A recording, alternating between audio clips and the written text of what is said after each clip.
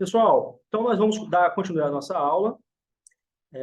Nossa aula passada, a gente começou a bater um papo a respeito do texto de Êxodo, e vocês começaram a perceber, quem participou da aula passada, começou a perceber que há umas incongruências no próprio texto, há umas incongruências no próprio texto. Tem uns momentos que o próprio texto não se encaixa. E por quais motivos? Eu expliquei para vocês que são motivos dessas fontes. Então, às vezes você vai percebendo isso no texto, mas tem que fazer uma leitura atenta, porque senão não percebe.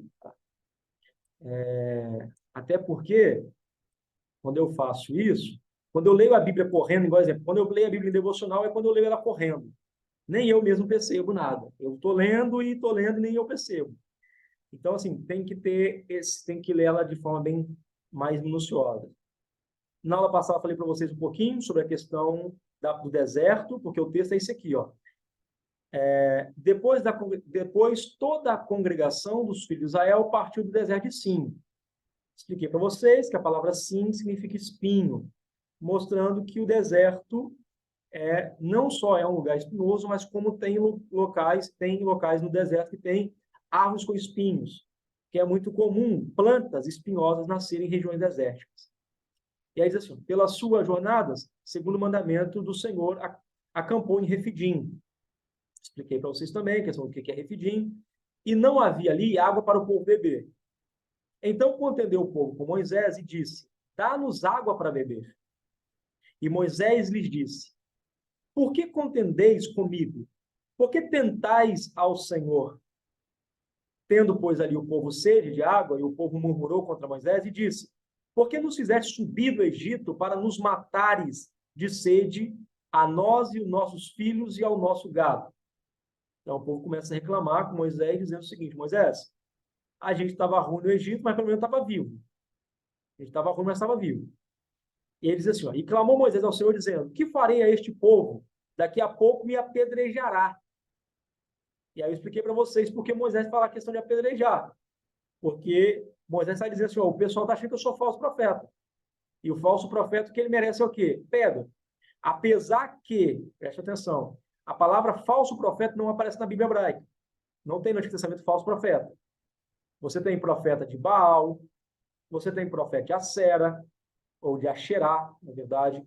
Você vai ter profetas que profetizaram oráculos, que são oráculos comprados. O que é um oráculo comprado? Quando ele profetiza aquilo que agrada ao rei. Porque existe 3 tipos de profetas na Bíblia hebraica. Tá? 3 tipos de profetas. Se vocês quiserem anotar depois, vocês anotem. O primeiro tipo de profeta da Bíblia hebraica é o profeta crítico. Você tem o segundo tipo de profeta da Bíblia hebraica, que é o profeta cultual. O terceiro tipo de profeta da Bíblia hebraica, que é o profeta carismático. Então, quando a gente vai pregar ou a gente vai ensinar na igreja, você já fala assim, profeta Elias, profeta isso aqui. Mas tem que tomar um cuidado, porque existem categorias nas quais esses profetas estão. Não estão todos na mesma categoria. Um profeta crítico é uma coisa. Um profeta crítico, um exemplo deles, Amós. Amós é um profeta crítico. O profeta crítico, ele é o profeta que é um profeta que fala contra a justiça social. É um profeta esmeriane. É um profeta que está lá no Instagram, lá, gerando provocações para alguém dizendo, ó, o governo está errado. Então, isso é um tipo de profeta, é um profeta crítico. É um profeta que mostra onde está a fonte do problema. Então, quando você vê isso na Bíblia, quando você lê o livro de Amós, não leia como você lia antigamente. Leia agora entendendo que Amós é um profeta crítico, que ele critica o governo. Ele é um profeta contra o governo, que é uma boa postagem para você fazer, Esmeriano. Então, você tem um outro tipo de profeta, que é o profeta cultual. O profeta cultual é o profeta que geralmente está do lado do rei, é o profeta que está do lado do santuário, é o profeta que faz as coisas para o santuário. Não são as mesmas coisas, gente. Então, você vê o nome profeta na Bíblia, mas quando você não subdivide eles, se você não categoriza eles, você coloca tudo no mesmo bojo, mas não é a mesma coisa. Então, você tem um exemplo de um profeta cultual, o profeta Isaías. Ele está vendo o trono, ele está vendo o rei, ele está vendo isso, está vendo o manto. Então, é o profeta cultual, o profeta que está ligado ao culto, o profeta que está perto do rei. E muitos desses profetas que estavam perto do rei eram profetas comprados. Exemplo, o profeta de Baal e o profeta de Asherá. São profetas comprados. Aquele que o rei paga a profecia. Aquele que profetiza só para o rei. Você tem um tipo de profeta crítico, que é o profeta Amazias. Tá? Desculpa, Amazias não, Micaías. Amazias não, Amazias tem a ver com o texto de Amós. Micaías, o profeta Micaías é um profeta crítico, porque ele vai lá e coloca o dedo na cara de Acabe, Josafá, quem seja, e fala, ó, se você for para a guerra, você vai morrer. Isso é um profeta crítico, ele vai lá e aponta que essa galera está errando. Então, o profeta crítico, ele critica o governo, critica logo a liderança.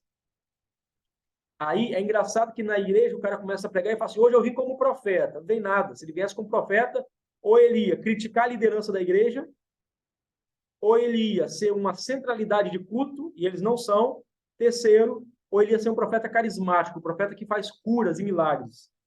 Então, para o Antigo Testamento só tem 3 tipos de profeta. Então, o profeta carismático é o profeta da cura. Exemplo deles é o profeta Eliseu, que é a maior referência de profeta no Antigo Testamento. Se você faz uma análise fria do texto, o profeta grande no Antigo Testamento é Eliseu. O profeta que atende viúvas, o profeta que atende grandes e pequenos, o profeta que atende necessidade. Tanto é que se você fizer uma ligação, o profeta Eliseu, a mesma quantidade, olha só, a mesma estrutura de milagre que Eliseu faz é a mesma estrutura de milagre que Jesus faz. Eliseu ressuscita, Jesus ressuscita, Eliseu faz o machado flutuar, Jesus anda por cima das águas, e só você pegando as ligações você começa a perceber e começa a entender. Então, há níveis de profeta na Bíblia hebraica. Esses profetas da Bíblia hebraica, eles estão ali situados, eles estão ali colocados, eles estão inseridos na Bíblia hebraica, e você precisa entender dentro das suas categorias. Se você não percebe esses profetas nas suas categorias, você vai fazer uma distorção profética. E nem vou falar sobre vidente, que é uma outra coisa. Vidente e profeta são coisas diferentes na Bíblia. Mas é só para vocês entenderem. Então, por que Moisés falou o seguinte? Fala assim, ó, e clamou mais o Senhor dizendo, que farei a este povo? Daqui a pouco me apedrejarão. Porque terão ele como aquele profeta que não fala a verdade. Então, receberá pedra. A mesma coisa acontece com a mulher que é adúltera. Ela é apedrejada. Que é uma mesma coisa. O que é adultério? É uma traição. Então, o que Moisés estaria fazendo? Teria traído o povo, falado que Deus ia fazer isso e não fez isso. Se encontra na mesma forma a mulher adúltera, o profeta adúltero, né? Que é o profeta que fala as coisas, mas trai o povo que acredita nele. E aí eu falei para vocês, aí, pode falar. Você falou de vidente aí, o exemplo, Balaão. Não vou entrar não, pastor. Não vou entrar nisso agora não. Não vou entrar nisso agora não. O Balaão se enquadra como profeta. Balaão é profeta, não é vidente não.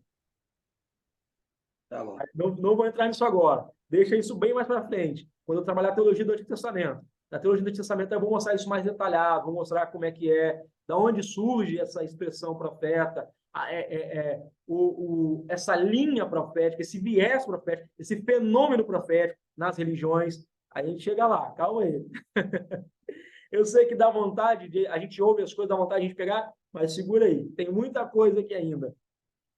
Então, o que a gente precisa logo perceber é que essas estruturas no Antigo Testamento, quando a gente olha para o texto e lê o texto de forma corrente, como eu sempre bato na tecla com vocês, parem de ler o texto de forma corrente, parem de ficar batendo no peito, que leu a Bíblia não sei quantas vezes, parem de bater no peito por isso. Analise os textos isolados. Isolados como? Isolados dentro do seu próprio contexto. Não isolados no sentido que você vai tirar a frase ali e achar que isso é biscoito da sorte. Não é biscoito da sorte. É isolado no seu próprio contexto. Você vai pegar o contexto e vai trabalhar o contexto daquele texto. É aquilo, sem pressa, sem querer respostas rápidas. É pegar o texto e ficar ali. Eu estou trabalhando um texto que futuramente estarei fazendo uma live com um rapaz que é professor de grego, e que é o texto de Atos, capítulo 16, que é a pitonisa, a menina que vai lá e adivinha, aquela que estava lá, que Paulo vai lá e repreende o espírito de adivinhação. Eu devo estar quase 2 meses, com boas ferramentas, procurando e querendo saber o que de fato a estrutura daquele texto. E assim, é um texto muito pesado, principalmente para a questão da igreja, é um texto muito pesado. Mas, enfim, eu digo para vocês, não tenham pressa, não queiram conhecimento níveis TikTok, que é o conhecimento gerado em alguns segundos. Não existe conhecimento assim. Conhecimento é gerado com dor, com sofrimento. Conhecimento é gerado com processo de tempo. Então, a gente precisa aceitar o processo. para aprender, para conhecer de fato. Então, falei para você sobre a questão do deserto, o que é deserto, a conexão da palavra deserto está ligada à palavra palavra, deserto está ligado à palavra, midbar é deserto em hebraico, está ligado com davar, que é palavra. E porque o deserto é lugar onde você se cala para que o divino fala com você, para que o sagrado fala com você. Isso era importante, expliquei para vocês a questão que no deserto, as pessoas que estavam lá, ela tem até a questão do De Vaux, né? Ele fala o seguinte, ele fala que o deserto era refúgio dos fora da lei, esconderijo dos salteadores, morada dos demônios, dos animais selvagens, porque ninguém queria ir para o deserto. O deserto era o último caso, é na última situação você vai para o deserto. E lá Deus torna o local onde ele fala e revela suas grandes preciosidades ao seu povo. E aí, falei para vocês a respeito de Refidim, expliquei um pouquinho para vocês. Falei para vocês a respeito do deserto de Sim, coisa bem rápida, e mostrei para vocês, e disse a vocês, não mostrei, mas disse a vocês, que nós temos pelo menos 7 desertos que esse pessoal atravessa. E disse, o pastor perguntou, você vai falar sobre eles? Não, não vou falar aqui. Mas vocês podem pegar lá o texto de Êxodo e começar a riscar, deserto tal, risquem aí que vocês vão encontrar essas informações. E aqui que começa o cerne da nossa aula, que é o seguinte, então disse o Senhor a Moisés, passa diante do povo e toma contigo alguns dos anciãos de Israel, e toma na tua mão a tua vara, com que feriste o rio, e vai. Então, primeira coisa, a gente precisa entender que nesse texto, você percebe que esse cajado, essa vara que está na mão de Moisés, o texto diz que ele foi a vara que feriu o rio. Mas eu mostrei a vocês que quem feriu o rio não foi Moisés, foi Arão. Mas por que, irmã Teresa? Que raio é esse desse cajado, dessa vara aparecendo na mão de Moisés? Sendo que quem tocou no rio para se tornar em sangue foi Arão. E aí vocês, mais uma vez, a resposta simples a gente, de forma bem superficial, são tradições diferentes. Tem a tradição do Moisés e tem a tradição do Arão. Uma tradição valoriza o profeta, na outra tradição valoriza quem? Na outra tradição valoriza o sacerdote, que ele é o sacerdote. Então você vai ver as tradições. Quando você olha para o texto, você percebe que está tudo certinho, bonitinho, mas quando você vai analisando, colocando um texto para bater um papo com o outro, para conversar um texto com o outro, aí você percebe que há problema de tradições aqui. E aí é interessante, um outro detalhe, que quando a gente fala que a rocha brotou água, saiu água da rocha, a gente pensa que é um milagre público. Está todo mundo vendo no deserto. Mas, na verdade, não. Na verdade, não. Na verdade, olha como é que esse milagre acontece. Toma contigo alguns dos anciãos de Israel e toma na tua mão a tua vara com que feriste o rio e vai. Esse milagre não é um milagre público, Arthur. Esse milagre é um milagre em secreto para os líderes ali, para os anciãos. A mesma coisa acontece com o milagre de Jesus, que para o texto bíblico, canônico, não na literatura antiga, é o primeiro milagre de Jesus. Por quê? Nos textos apócrifos, Jesus fez outros milagres. Ainda criança, Jesus operava milagres. Desde criança ele operava milagres. Mas no texto bíblico, no cânon bíblico, que é esse texto fechado em 66, e falando dos 4 evangelhos, o primeiro milagre de Jesus é ali. E não é milagre público, é milagre escondido. Não vou falar se aconteceu milagre ou não é isso, a questão não é essa. A questão é que não é milagre público. Então, se a pessoa falar assim, ó, o primeiro milagre público de Jesus é transformar água em vinho. Não foi esse. Porque ali não é público.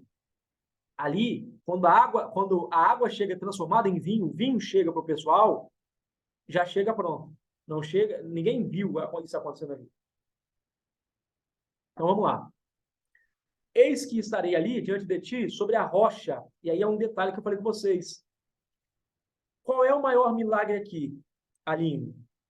A gente foca que o milagre é água brotar de rocha. Não. Água brotar de rocha é uma coisa comum, mostrei para vocês. Porque quando você olha para o texto, parece que o Moisés chegou lá, Arthur, deu um toque na rocha e saiu água para todo mundo beber. Mas olha só como é que está aqui, ó. Eis que eu estarei ali diante de ti sobre a rocha em Horebe e ferirás a rocha. Ferirá. Você vai bater nela. E a expressão ferir aqui é golpear, açoitar, atingir, bater, sacrificar e matar. A expressão que é usada para ferir não é um toque, irmã Teresa. Esmeriando, não é um toque. A expressão que é usada ali é para alguém que está batendo com força, sentando a lenha na rocha. Literalmente sentando a lenha na rocha. Ele pega o cajado e bate, vai batendo o cajado, vai batendo o cajado. E aí você percebe que, como eu mostrei para vocês, esse comentário não é um comentário não cristão, de ateu, é um comentário cristão. É um comentário histórico-cultural do Antigo Testamento, da editora Vida. Diz o quê? É fato que as rochas sedimentares abrigam bolsões de água um pouco abaixo da superfície. E caso haja algum vazamento, é possível localizar esses bolsões e romper. Então, o milagre ali não é a água sair da rocha. O milagre ali, porque se você for em alguns locais, você vai ver que onde tem afluente, vai ver água minando da rocha, de rocha. O milagre grandioso ali é o seguinte, é Deus mostrar qual era a rocha que ele deveria bater. Porque aqui, ó, está no artigo definido, ó. Eis que estarei ali, diante de ti, sobre a rocha. Artigo definido. Al-Hatsu, em hebraico. Al-Hatsu, sobre a rocha. Sham al-Hatsu. Sham, aqui em hebraico, é ali, ali. Ali, ó. Ele está mostrando. Ele está apontando qual é a rocha. O milagre está. Deus está apontando qual é a rocha. E a gente se preocupa com o antipilário. Mas a nossa aula, lembre-se, nós estamos falando sobre o nome de Deus. O que tem isso a ver com o nome de Deus? Nós estamos contextualizando para entrar no nome de Deus. Mas uma vez, essa rocha vai aparecer na Bíblia. Percebem que eu estou fazendo uma recapitulação da aula, para vocês não perderem a noção? Tá? E é bom para a irmã Tereza, que não pôde estar na aula, e nem o Arthur não esteve na aula, e é bom que vocês peguem essas informações. Ó, em Êxodo 17, 6, assim, ó, eis que eu estarei ali diante de ti sobre a rocha. Beleza.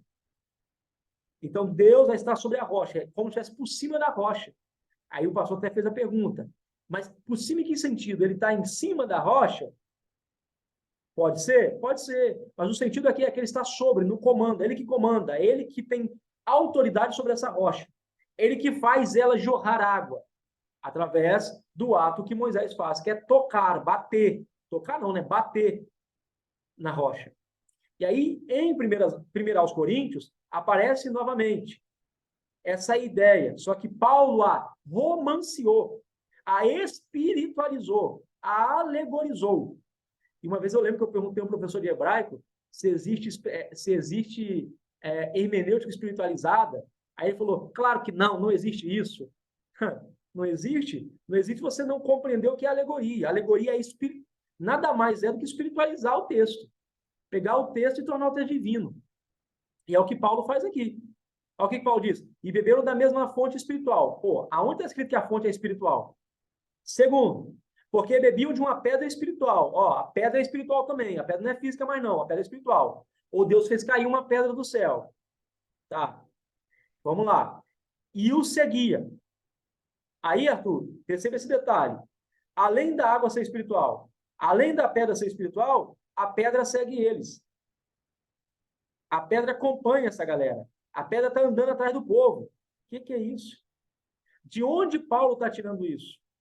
Paulo está tirando de um texto do Midrash, né, que são os Midrashins. Paulo está tirando de textos rabínicos, na qual eles entendiam, chamavam essa pedra de pedra de Miriam. Paulo vai lá e ressignifica, tira no Miriam e coloca Cristo, porque na literatura rabínica eles acreditavam que a pedra andava com o povo no deserto. E aí você tem a confirmação dessa compreensão desse pensamento a partir de Paulo. Ele está dizendo que a pedra seguia o povo. Então, vamos lá. E aí é importante, porque nesse texto, a gente voltar aqui, ó, por isso, você vai ver que aconteceu o milagre da água lá, né? Tem água e o pessoal está bebendo água. Beleza. Então disse o Senhor Moisés, passa diante do povo, toma contigo alguns anciãos, expliquei para vocês, e chamou aquele lugar Massá, ou Meribá, isto é, lugar de contenda. Chamou aquele lugar de contenda, lugar de intriga, que é onde que o povo está gerando contenda, intriga ali, né? Por causa da contenda dos filhos de Israel e porque tentaram ao Senhor, dizendo, está o Senhor no meio de nós ou não? Qual é a grande... Olha só, qual é o grande problema aqui? Qual é a grande discussão? Deus está no nosso meio? Por que eles pensam que Deus não está no meio deles? Vocês acham que é por quê? Por que vocês acham que o povo pensa que Deus não está no meio deles? Fala para mim, pessoal. Vamos lá comigo. Por que vocês acham que esse povo está pensando que Deus não está com eles? Vamos lá, pulinho de gato, vamos rapidinho.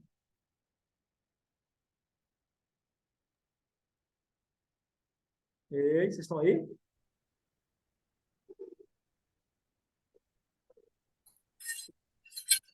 Porque eles estavam, entre aspas, perdidos, sem rumo, sem alguma coisa? Também. Porque é o seguinte, como você não tem pão, você não tem água, está com escassez, o que você pensa? Poxa, Deus nos tira de um lugar para não colocar no deserto. Ele vai fazer o deserto sepulturas? O deserto é o quê? Um grande cemitério? Para matar todo mundo aqui? Então, por isso que é o seguinte, ó, está o Senhor no meio de nós ou não? Porque essa é a grande questão, Arthur. É entendermos que o povo tem um problema muito sério neles, que é, se Deus não se manifesta o tempo todo, é porque ele não está aqui. Se Deus não se revela o tempo todo, é porque ele não está aqui. E esse negócio, nós pentecostais, pegamos isso assim e abraçamos demais. O dia que o culto, né, o culto do poder, o culto não foi muito bom, não, porque parece que Deus, hoje foi meio devagar. Parece que o céu estava travado. Mas calma aí, céu travado por quê? Porque culto só é culto quando as pessoas pulam? Culto só é culto quando as pessoas rodam? Culto só é culto quando as pessoas gritam? Ou as pessoas caem? Falam em línguas? Que culto é esse? Para ser culto tem que ser assim? Olha só, para ser culto tem que ser dessa forma? Tem que ser desse jeito? Aí surge aqui para você entender. O povo pensa, se Deus está com a gente, toda hora ele tem que fazer aquilo que a gente quer. Se Deus está com a gente, ele é obrigado a se revelar para a gente. Se Deus está com a gente, ele tem que se manifestar. E quando Deus fica em silêncio, a gente não suporta o silêncio de Deus e fala, eu estou me sentindo que estou sozinho. Perceberam a ideia? Só que o povo só quer Deus para que Deus se manifeste para ele para dar alguma coisa. Ele não quer que Deus se manifeste para mostrar sua glória. Porque quando Deus se manifestou no monte, o povo disse assim, Moisés, fale você por nós e com nós, fale você no lugar de Deus, porque parece que nós vamos morrer. O povo não quer a presença de Deus. O povo quer as coisas de Deus. Entenderam a diferença? O povo não quer que Deus se revele, irmã Tereza, Aline. O povo não quer que Deus se revela, Meriane. O povo quer que Deus dá as coisas para ele. E a gente não vive isso? A gente não vive essa questão? Se Deus não faz aquilo que eu quero, parece que Deus não está comigo, parece que Deus me esqueceu. Essa igreja é muito fria. Não é que a igreja é fria. É que para você, Deus, se ele não descer do monte fazendo barulho, Deus não está ali. Se Deus não descer do monte tocando trombeta, para você, Deus não está ali. Porque você não quer a presença dele. Você quer o que você acha que é a presença dele. São coisas diferentes.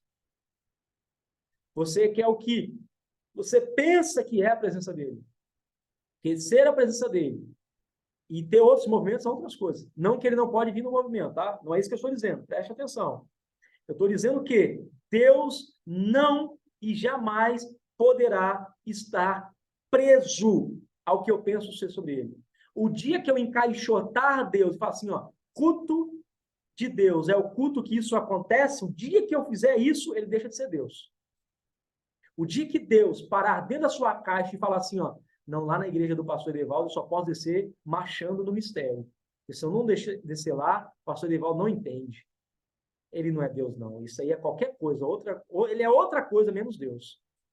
Ah, não vou descer lá na igreja lá da Esmeriana Ilão, que se o pastor dela não vê o marchando, pulando lá, e a pessoa gritando, jogando cadeira para cima, não teve culto para eles. Então, o dó deles, né? O dó. Deixa eu descer do jeito que eles querem. Essa é a grande questão. Essa é a grande questão. Então, a questão de maturidade. Percebam, Deus não abriu o mar vermelho? Abriu. Deus não está fazendo milagres no povo? Está fazendo milagres. Mas por que o povo, a única forma que ele tem de chamar a atenção de Deus é murmurando? Por que eles não podem chamar a atenção assim, Moisés? Vamos levantar um clamor aqui? Porque o negócio está feio, está apertado, vamos levantar um clamor. Não. Mas quem tem o desejo intenso de murmuração, meu irmão, não adianta. Ele pode saber outras portas, mas ele só vive para murmurar. Ele pode saber outros meios de comunicação, mas ele só vive para murmurar. Entende? Então, o único meio que ele tem de chamar a atenção de Deus é o quê? Murmurando. E aí nós vamos continuar o texto, porque nós vamos falar sobre o nome divino aqui. Então veio Amaleque e pelejou contra Israel. Perceba, olha só que lindo esse texto. Então veio Amaleque e pelejou contra Israel em Refidim. Por que é que Amaleque vem? Porque quem não sabe agradecer e glorificar pelo que tem, sempre peleja, ele sempre atrai peleja. Gente que não tem costume de ser grato pela empresa que trabalha, ser grato pela família que tem, pela vida que tem, a única coisa que ele atrai é peleja. Ele atrai processos em cima de processos. Ele atrai prova em cima de prova. Porque quando você não sabe o que tem, você perde aquilo que Deus te deu. E aí o que Deus faz? Deus vai lá e fala assim, ó, não permite a Amaleque chegar. Alguém quer falar uma coisa? Alguém quer comentar uma coisa? Vou tentar falar para ouvir. Oi.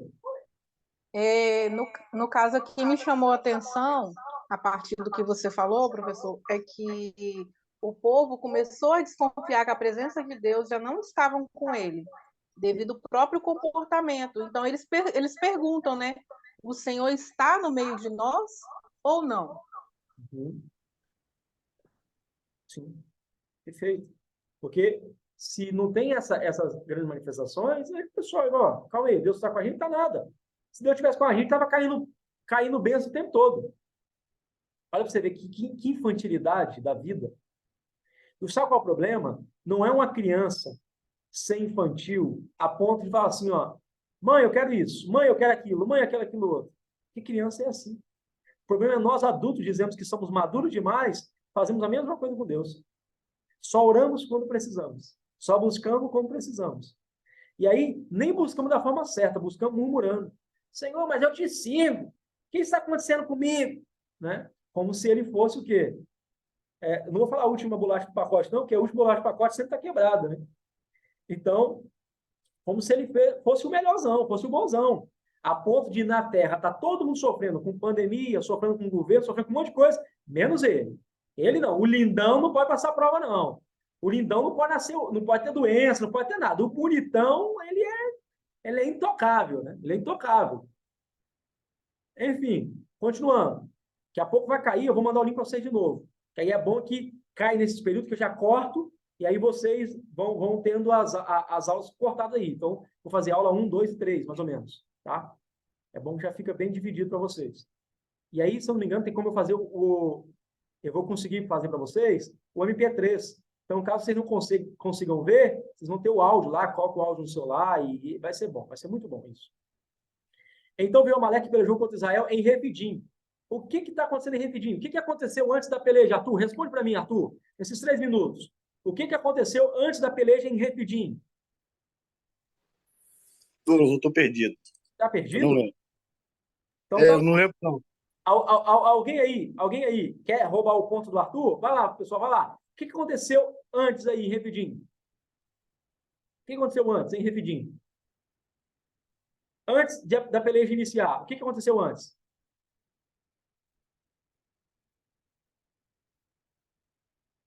Alguém sabe? A contenda dos filhos. Não. Aconteceu uma coisa importante aqui antes.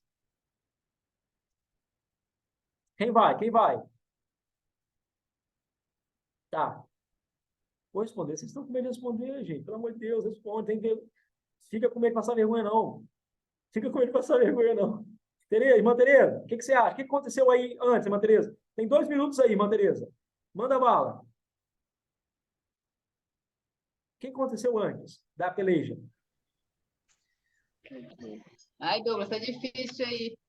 Tá difícil? Ah, que isso. O que aconteceu em Refidim antes? A água brotou da rocha, pessoal. No mesmo lugar que aconteceu o milagre, E tu ferirás a rocha. Isso. No mesmo lugar onde aconteceu o milagre, foi onde a peleja surgiu. Por que acontece isso? Por causa da postura do povo. Então, era para viver só o milagre. Mas como está com o coração incrédulo, murmurador, o que acontece? A peleja chega.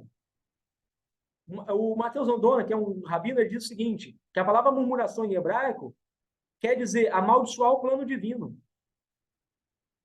Então, toda vez que você murmura, você amaldiçoa aquilo que era para ser para a tua vida, bênção para a tua vida.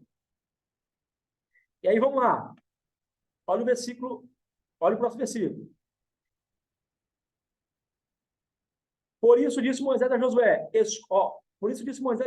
escolhe nos homens e sai a peleja contra Amaleque. Amanhã eu estarei sobre o cume do outeiro e a vara de Deus estará na minha mão. Ele está com um cajado na mão. Olha para você ver. Pessoal, vai cair agora. Eu vou mandar o link para vocês de novo. Eu vou fechar aqui, a gente volta. Agora.